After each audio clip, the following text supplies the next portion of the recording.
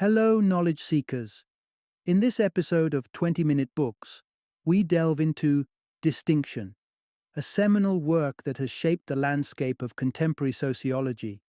First published in 1979 by the renowned Pierre Bourdieu, Distinction explores the intricate relationship between taste and social class, arguing that aesthetic preferences reveal profound truths about socio-economic divisions.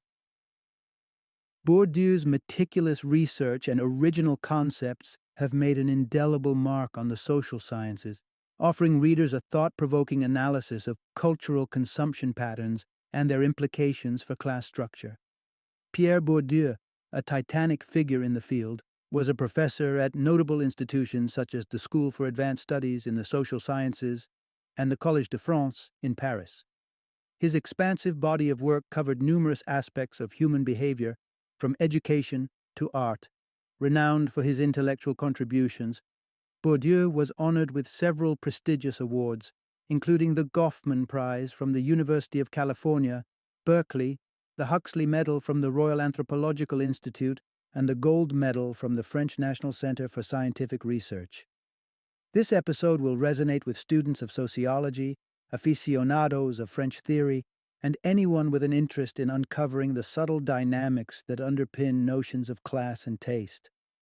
Join us as we unpack the layers of Bourdieu's arguments and unravel the ways in which our preferences in music, art, and culture are not merely individual choices, but part of a larger social fabric that defines and reinforces social distinctions.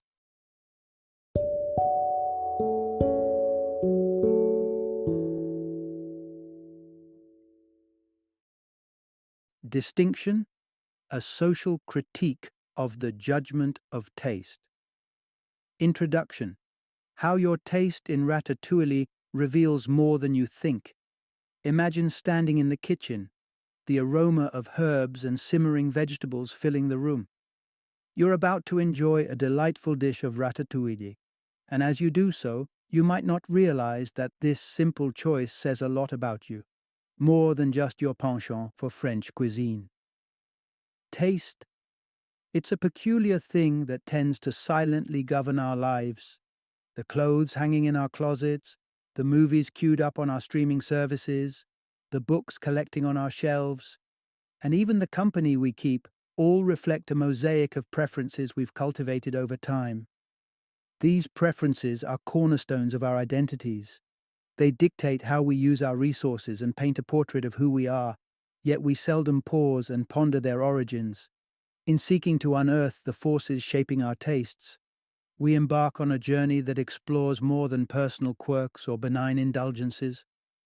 We venture into a realm where preferences are intertwined with the intricate fabric of society, class structures, and cultural dynamics.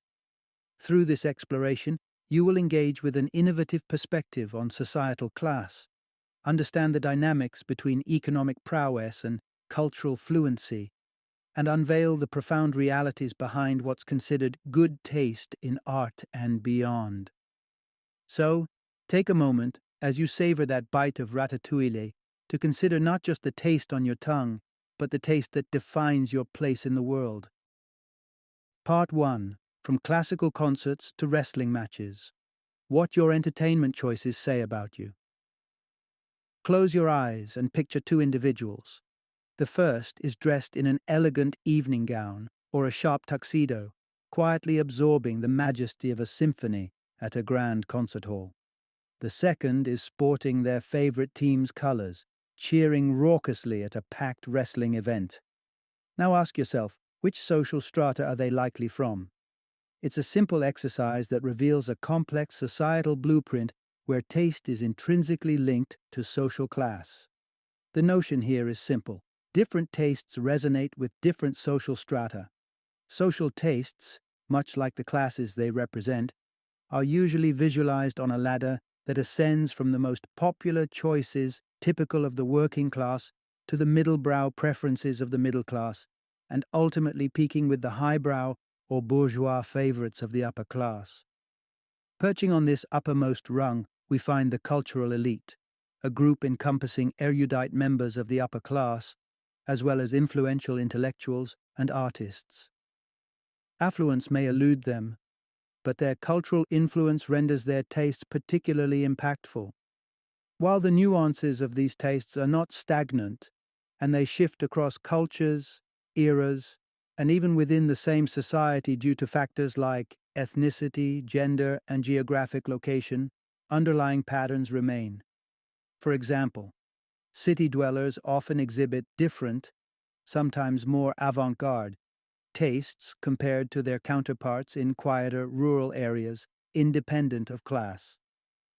What was once the epitome of popular middle-brow or high culture in 1960s France, the landscapes that sociologist Pierre Bourdieu mapped out in meticulous detail, may no longer resonate with us today. Yet, Bourdieu's invitation to apply his conceptual framework to today's cultural landscape remains open. Take a moment to reflect on the current trends where you are. What rings as a popular middle-brow or culturally elite choice in music? The specifics may vary dramatically, and respect for the diversity of taste is paramount. After all, one person's pop anthem may be another's treasured opera aria. It's a personal contemplation that does not aim to rank or offend, but instead to observe and understand the rhythm that sets the tone for the relationship between taste and social class. Part 2. Digging deeper than common sense in the science of taste. To dissect the essence of our tastes, we often rely on what seems like common sense, basic correlations between preferences and societal class that offer us a rough sketch of the relationship at play.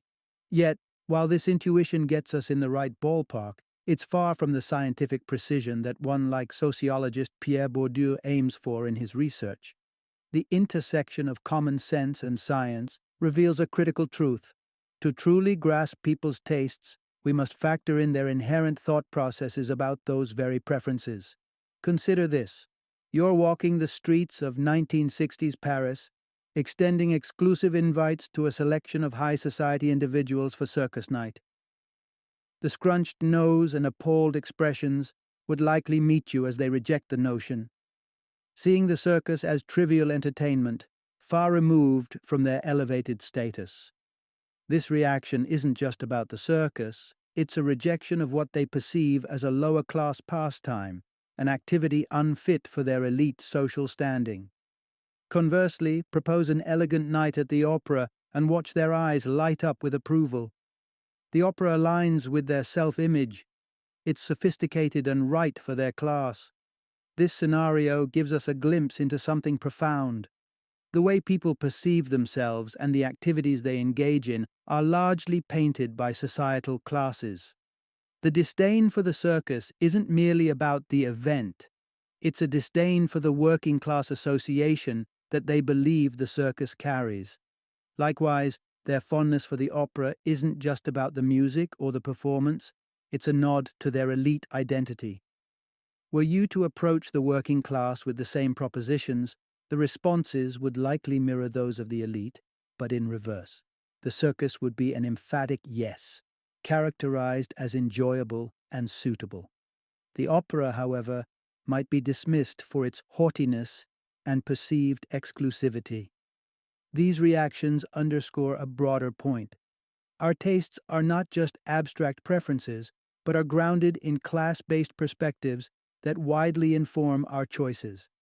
Thus, when studying tastes as a social phenomenon, it's crucial to include these common-sense notions. They're an embedded part of our preferences, shaping our sense of belonging, our actions, and ultimately, the very inquiries set forth to decipher the nature of taste itself. Part 3. The reciprocal dance between perception and reality in taste and class. Let's unravel a complex social tangle where our perceptions about taste actively carve the landscapes of class, shaping society's very structure. We've discovered that people's tastes are more than just innocent likes and dislikes. They're tinted with their perceptions of class. Dive deeper, and you unearth this fundamental principle. People's conceptions about taste and class are not benign thoughts. They are architects, shaping the tangible world of social stratification. The interplay between perception and action creates a self-fulfilling script. Visualize the elite members of society as they wrap themselves in the sophistication of opera, while the working class finds joy among the bustling excitement of the circus. This scene is choreographed by their beliefs about where these pastimes fall on the social ladder. Now take a step back to observe the unfolding narrative. As the elite flock to the opera, driven by their belief that it is an upper-class activity, they endow the opera with an unmistakable mark of sophistication and exclusivity. Conversely, as the working class congregates under the big top, the circus echoes their enthusiasm, becoming emblematic of working class entertainment. This cycle spirals into a reinforcing loop. The more these activities are chosen by their respective classes, the more deeply they're etched into the class identity. It's a depiction brought to life by collective actions that nurture the initial perception, making what was once a mere belief a profound societal reality. But here's the catch. As these preferences solidify into traits that mark each social class, they continue to fuel the very perceptions that shape them. The opera and circus then turn into standard bearers for the elite and the working class, embedding the notion of what each class represents within society. The implications are grand. Our tastes, guided by perceptions of class, reach beyond the quiet realm of personal preference, extending their influence to mold the actuality of social distinctions. This unveils a more expansive truth, that as social beings, we are not merely observant passengers within the societal vehicle. Rather, we are the drivers, mapping the path of social fabric with the steering wheel of our ideas and choices. Part 4. Bourdieu's Inquisitive Leap, Rethinking Taste and Class Through Empirical Research. Our innate perceptions offer glimpses into the interplay between taste and class, but to grasp the full picture, we must dig deeper. And that's exactly what Bourdieu set out to do with his ambitious surveys in the 1960s. To capture empirical evidence, to analyze and ultimately to redefine our understanding of this complex relationship. Crafting a study requires a compass, a hypothesis that guides the researcher through the maze of potential questions and data. Our collective intuition about taste and class acts as the bedrock for this scientific inquiry. Bourdieu's hypothesis was tailor-made to dissect these intricacies, refining our common sense into a precise set of questions ready to be answered through empirical data. Our societal hierarchy of taste spreads from the so-called lowbrow preferences of the working class through the middlebrow interests of the mid-level class, leading up to the highbrow or legitimate appreciations adorning the upper class and cultural elite. But here's where it gets even more textured. Within this upper echelon you find both people with substantial wealth, flaunting their luxury items, and those with more artistic leanings who might not possess the same financial clout. The conundrum arises when you try to measure these two upper-tier groups against the yardstick of class and taste. Which ranks higher? The cultural elite with their refined artistic tastes, or the affluent class with their penchant for opulence? Bourdieu saw the ambiguity in our collective judgment regarding this matter, recognizing an opportunity to sharpen the focus and bring more definition to the conversation. This puzzle of perception versus reality, how can our somewhat hazy intuition simultaneously influence and create the concrete societal structures of taste and class?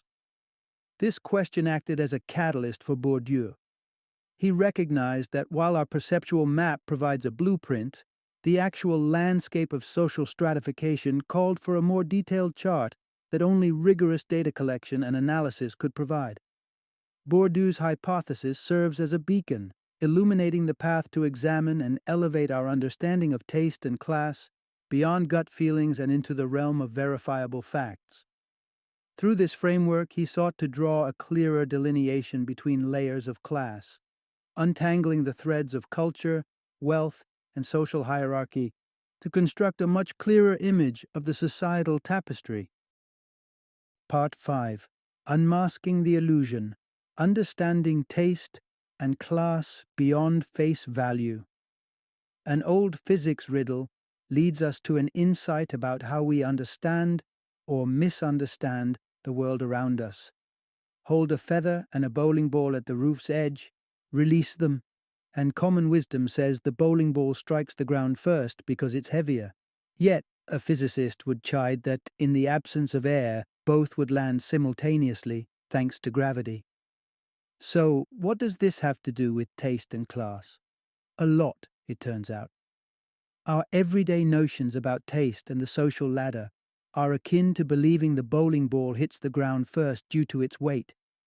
It's what sociologist Bourdieu would call misrecognized understanding. This brings us to a pivotal point. Our beliefs about taste and class are essentially misinterpretations of a kind of practical knowledge. Navigating through life, we've all crafted an internal compass that guides our actions and mirrors our experiences. Yet, just as a compass points north without explaining why, often we too act out of habit without fully comprehending the underpinnings of these actions. Imagine being among the social elite, where your status is entangled with showcasing proper taste. Suppose a visit to an art gallery is in order.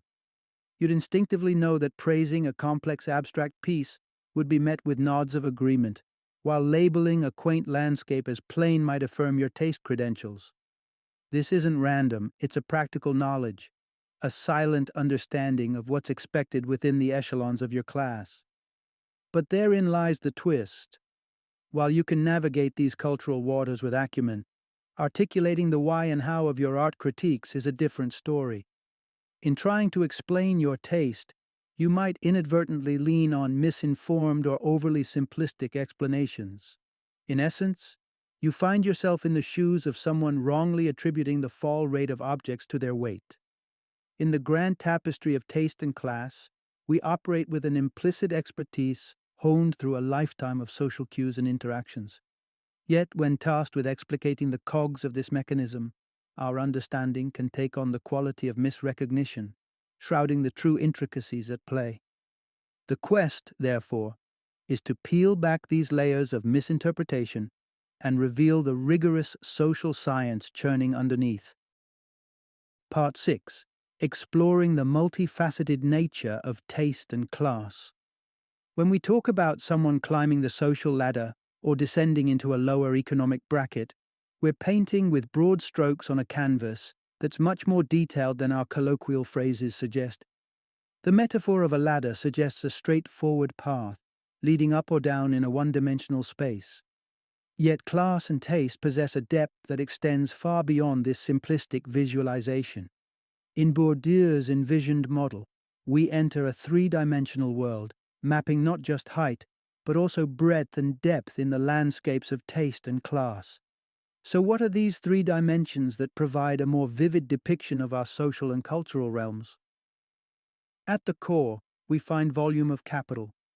This measures the sum of assets we wield, granting us power and prestige in society. It's not just a pile of money or the possession of goods, it's an aggregation of resources we can mobilize to influence our social standing. The second dimension delves into the composition of capital. Here, Bourdieu splits capital into two quintessential forms.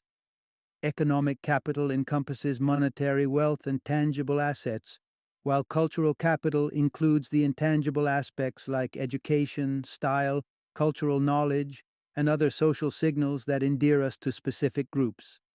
Now imagine a constructed elite in your society. Their cultural capital might involve mastering an instrument, speaking with a certain vernacular, exhibiting refined fashion sense, or showcasing a deep understanding of esteemed art forms.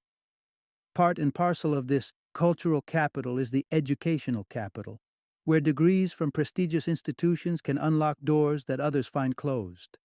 The worth of your education is not intrinsic to the diploma. It's reflective of societal valuations. It's why today, in a world powered by technology and scientific innovation, degrees in these fields often carry a higher social value.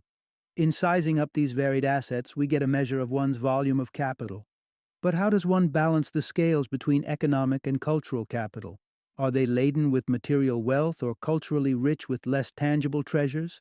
And, just as crucially, how does this balance evolve over time, ascending in class or maybe witnessing the ebbs and flows of fortune? The composition of capital and social trajectory tackle these dimensions, revealing the dynamic and complex nature of our social standing and tastes. In the next sections, we'll dive into the intricacies of these dimensions, uncovering the subtleties that sculpt our social identities. Part 7. The Alchemy of Social Status, Capital Conversion and Social Mobility. Picture social status as a complex equation, with cultural sophistication and economic clout as the variables, and the ability to switch between them as the connecting operations. This equation isn't purely theoretical. It plays out in everyday lives through decisions and transformations that redefine our positions within society. Understanding our place in the social hierarchy hinges on navigating two pivotal dimensions: the composition of capital and the social trajectory we embark upon. Both reflect and influence our societal bearings. Let's break down this concept. Think of your composition of capital as the ratio between your economic and cultural assets. Some individuals are fortified with abundant economic wealth and cultural knowledge. They're like social titans. Meanwhile, others might lag in both realms, facing the challenges of living on a tighter budget and with less recognition of their cultural worth. However, life isn't always balanced. You might find a lecturer who boasts an impressive array of cultural credentials but lacks financial abundance. On the flip side, an industrial tycoon could be sitting atop a mountain of wealth with little interest in the arts or academia. Here's where the concept of capital reconversion strategies comes into play. It's the idea that one can strategically transform their cultural wealth into economic gains or vice versa. Imagine you're the progeny of a wealthy entrepreneur without a direct path to the family riches. To secure your future among society's upper echelons, you might need to convert some of that inherited financial capital into cultural currency, say by obtaining an esteemed education or becoming a patron of the arts.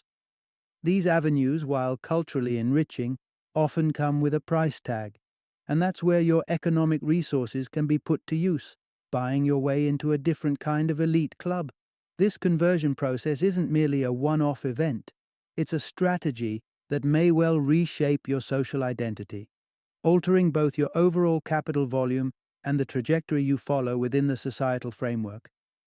In this sense, the journey through life's social corridors involves a continuous dance of exchanging and reinvesting different types of capital, with each move potentially redirecting your path through the complex social maze. Part 8. Charting a New Course, Strategic Capital Conversion for Social Resilience. In the sea of societal shifts, our social standing is not just at the mercy of personal choices. It's also a plaything for the broader waves of economic and societal change. Just as these waves have the power to raise ships, they can also capsize them, as large groups of similarly situated individuals can rise or fall in unison. Amidst this fluctuation, people wield their capital as a protective shield and ladder, converting and exchanging it to either maintain or elevate their status. It's a dance of strategy and foresight, as people actively manage their social trajectories by converting their economic and cultural capital. Think of the broad strokes with which we paint social groupings. Terms like working class or middle class cover an array of individuals with varying levels of capital. Among the middle class, for example, primary teachers may boast high cultural capital but modest economic means, while shopkeepers might find their pocketbooks fuller, yet their cultural capital leaner. To zoom in on the finer details of social stratification, we can identify class fractions, subsets within the broader classes that share similar resources and face similar societal trends.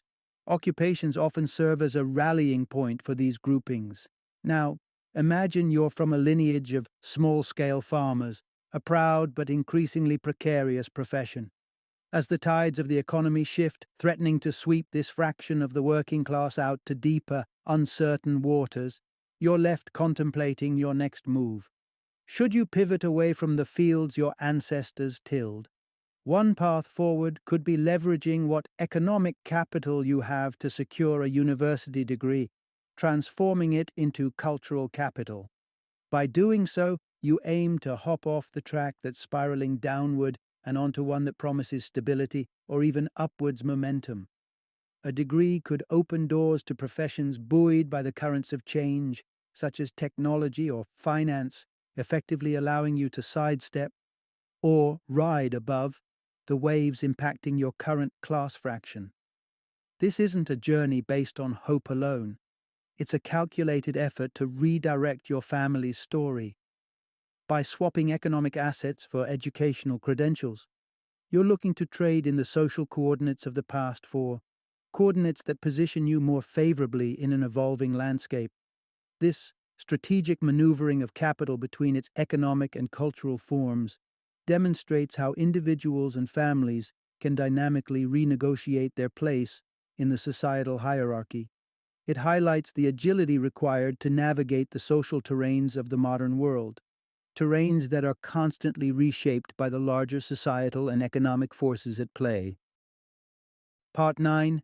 Mapping Taste, a snapshot of social positions and preferences. With the foundational concepts of social class, capital, and trajectories set, we pivot to the centerpiece of Bourdieu's theory, the relationship between taste and social hierarchy. Bourdieu asserts that if you paused the symphony of society at any given moment, the link between taste and class would be resonantly clear. Here's the crux. People's tastes are intricately tied to where they stand in society's three-dimensional expanse. Let's envision society as a graph to visualize Bourdieu's hypothesis. Picture the vertical axis signifying the volume of capital. Higher points for those brimming with resources, lower points for those with less. Along the horizontal axis, we find the composition of capital, with the right side indicating a dominance of economic wealth and the left highlighting cultural affluence. Every individual, class fraction, or broader class occupies a point or space on this graph. The panoramic view of this social landscape presents a compelling narrative. Taste clusters mirror people clusters within each quadrant of the graph. Consider the university lecturers and artists. Perhaps they hover together in the upper left quadrant. They may not be flush with cash, but their cultural credentials are robust, predicting tastes that are likely to be more aligned with each other. Conversely, head over to the upper right quadrant where lower-level executives and shopkeepers may mingle. Their wallets might be thicker, but their cultural investments run thinner, shaping their tastes into a distinct pattern that differs from the academic and artistic crowd. Thus, Bourdieu proposes that the subtle nuances in taste that differentiate one class fraction from another are anchored in the positions they hold on this social graph. Just like a geographical map connects physical locations with terrains, the social graph connects positions with tastes. And just as travelers share experiences in the same locale, individuals within the same class fraction tend to share similar preferences. Through this lens, we recognize the hidden threads that tie together individuals across varied professions via the tapestry of taste they collectively exhibit. It's a revelation that turns society itself into a canvas, with taste splashed across its expanse like brushstrokes, each cluster of preferences marking the territory of its corresponding social group. Part 10. Tracing Social Movement. How Past and Present Define Taste. If society were a static portrait, capturing taste would be as simple as plotting points on a graph. But society unfolds across time, each individual's narrative a film filled with motion and change.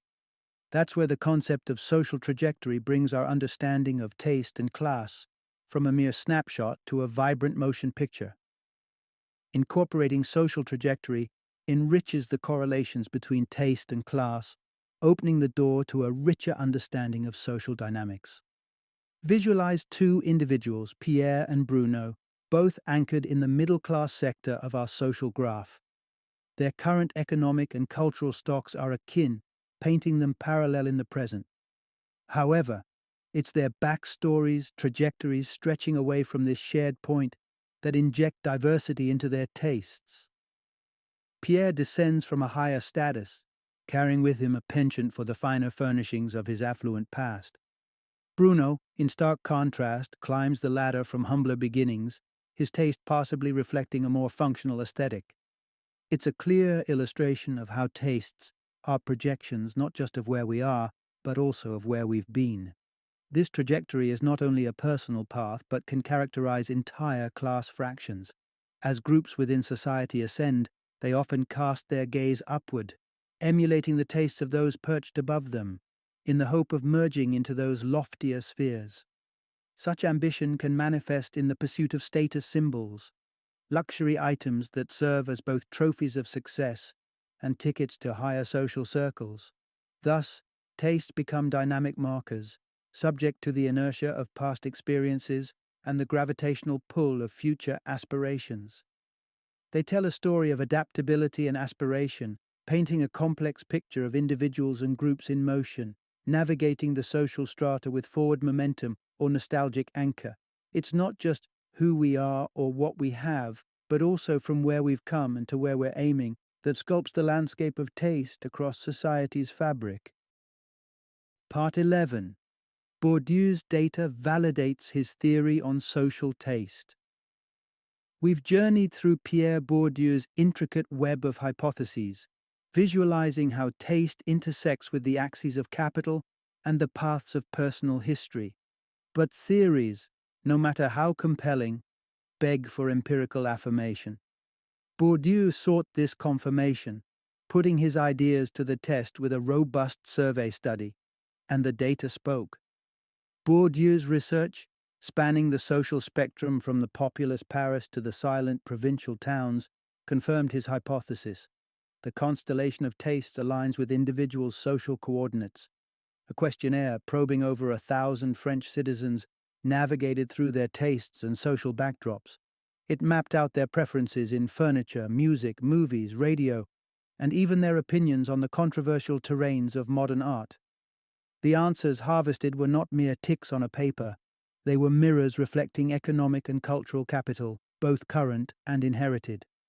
By examining the responses alongside each individual's income, education, and familial background, Bourdieu assessed their volumes and compositions of capital. Snapshots of their social trajectory emerged, revealing whether they were on a societal ascent or descent. But Bourdieu's approach was anything but cold data collection. It was a meticulous observation of the human experience. Interviewers gathered the nuances of clothing, speech, and home decor, knitting together the fabric that connected taste to class. The findings, they echoed Bourdieu's predictions. The survey illuminated patterns of preference that clung to distinct social locations, as long as their trajectories through social space were aligned. People sharing a slice of the social graph shared tastes, validating the idea that our inclinations towards certain forms of leisure, arts, and habitus are intertwined with our position in the skein of society. Bourdieu's data conclusion sings a clear tune. Tastes, those threads of our daily choices, are woven into the larger social tapestry, colored by the volume and type of our capital and the paths our lives trace through the ever-changing social landscape. Part 12. How class determines the flavors of our lives. Taking a step back from the myriad specifics of 1960s French tastes detailed by Bourdieu, we distill a fundamental insight about how our preferences are shaped. Rather than delving into the cultural intricacies of a bygone era, let's explore the broader mechanics that link our tastes to our social standing. When Bourdieu speaks of taste, he connects it directly to the tangible world in which we live and the resources at our disposal. Picture this. Food, the realm where taste is not only metaphorical but physical, tells a compelling story of class-manifested preference. Your culinary inclinations are not random whims. They're carved out by the tools and materials you have on hand. The rich can indulge in elaborate, exquisitely prepared meals. Their plates a reflection of abundance. Conversely, the poor, constrained by thin wallets, may frequent the kind of hearty, economical dishes that keep hunger at bay and muscles fueled, a need that doubles in a physically demanding job. This isn't reserved solely for one's diet. Consider clothing. If your days are framed by physical labor, your wardrobe would reasonably comprise durable, practical attire, ones that can weather both the toils of work and the confines of a budget. These working-class tastes in food and fashion share roots in common soil, limited financial means, and the nature of manual work. Such material realities don't just generate individual preferences, they're the gravity that pulls related tastes into alignment. This is true across the board, from entertainment choices to social companions, each reflection of taste revealing the silhouette of the class it stems from. Bourdieu's theory doesn't only reveal the patterns in our present tastes, but tells a tale of cause and effect. The material conditions of our lives sow seeds of preferences, which, as they sprout and grow, branch out into a forest of related inclinations, each leaf and twig an echo of where it took root. Part 13. The Root of Preference: How Habitus Forms Our Tastes. Our brief journey into the world of taste, as seen by Bourdieu, has led us to a critical crossroads where every inclination, every preference, and every choice is guided by an internal compass, the habitus. Imagine your life as a complex tapestry of decisions. From the food you relish to the music that moves you, the books on your shelf, the movies that captivate you, and even the hobbies you pursue, all emerging from a single source. This source, the habitus, is where our tastes find their origin and explanation.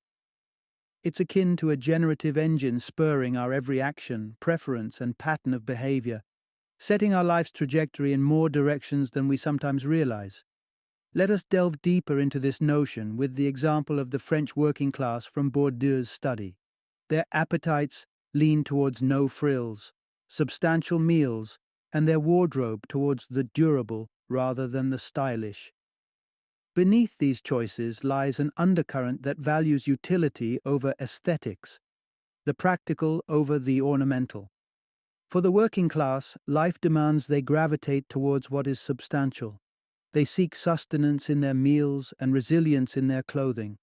This emphasis on practical substance undergirds the working class habitus. It's not just a singular choice, but an overarching strategy that dictates their engagement with the world at large. Extend this outlook to arts and entertainment, and it holds firm. A blockbuster with clear narratives and resonant characters entices the working class more than an abstract, form-focused indie film. The narrative's substance and the film's ability to entertain take precedence over any artistic or aesthetic innovation. In essence, the habitus embodies a set of ingrained dispositions that act as the subconscious GPS for our tastes across all aspects of life. It's a fundamental force, cultivated by our social conditions and experiences, that molds our preferences and dictates the lines along which our choices run. Understanding the concept of habitus gives us a key to unraveling the why behind tastes. It clarifies that our affinities are not random nor simply matters of individual quirks, but are reflective of deeper, underlying societal influences that echo through each personal preference and every public trend. Part 14. The Elite Palate. Taste as the yardstick of class distinction. Imagine your sense of taste not merely as a guide for satisfaction, but as a sophisticated tool for social demarcation. For the affluent elite, this is precisely the role that taste plays. It operates as a subtle yet powerful method of setting themselves apart from the rest, a badge of their refined status.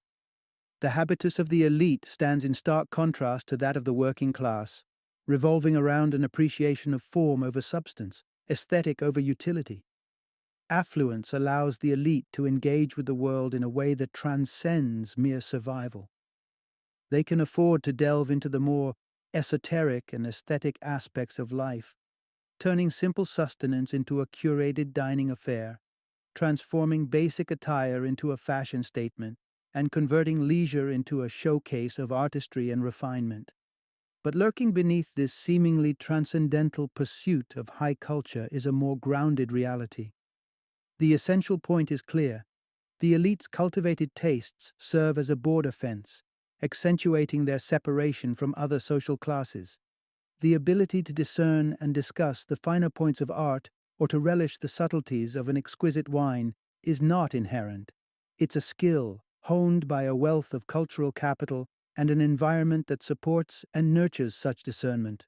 Whether through advanced education, exposure to museums and galleries, or growing up amid a collection of classical literature, the knowledge required to navigate the high cultural seas demands investment that is second nature to the elite.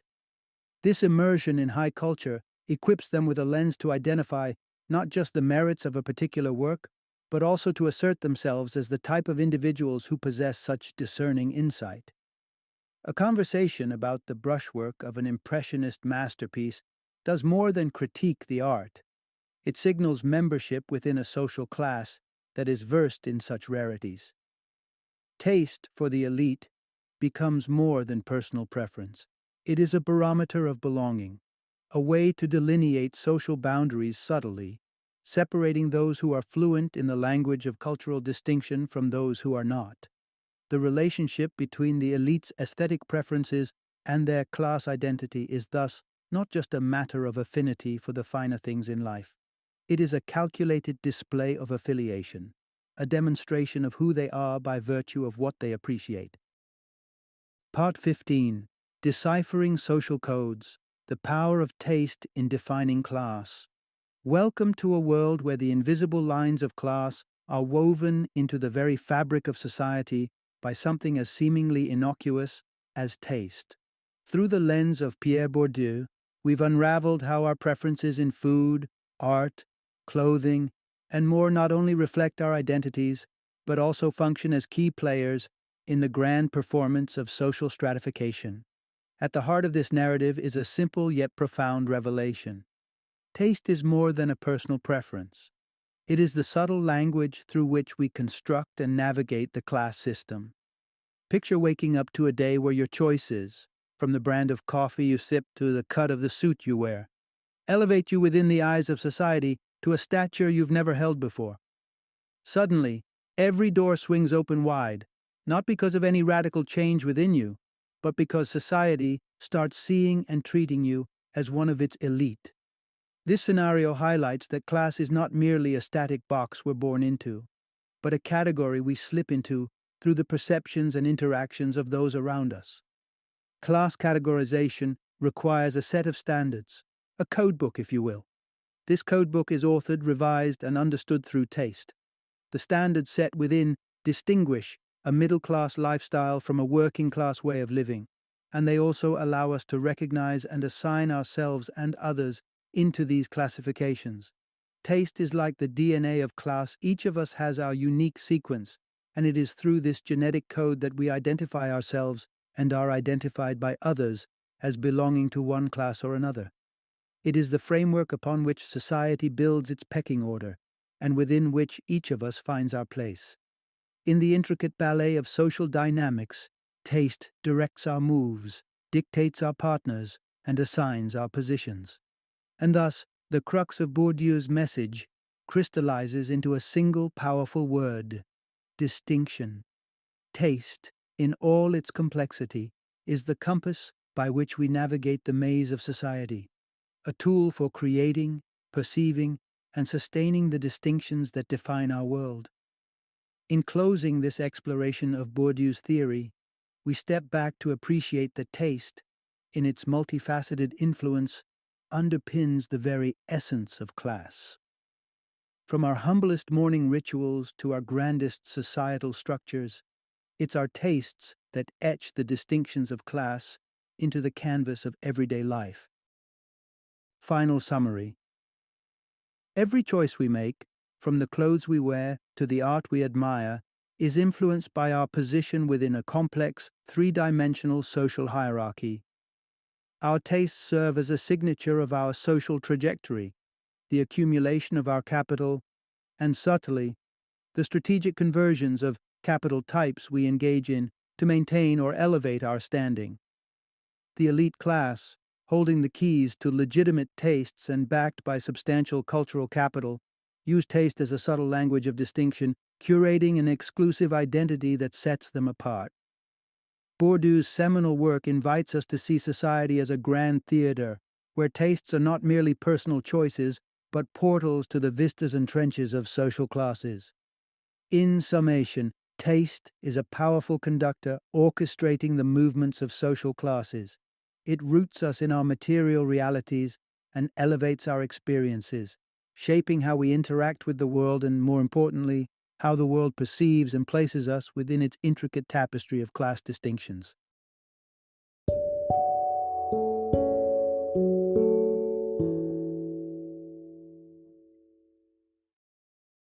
Thank you for joining me today on this journey of learning and discovery as we explored the insights of another thought-provoking book in our growing library of knowledge. If you've enjoyed our time together, please take a moment to follow our podcast, give us a 5-star rating, and share 20-minute books with other knowledge seekers. Your support truly means a lot. Don't forget to join me again in the next episode, where we will delve into another enriching book. Until then, happy reading and happy listening.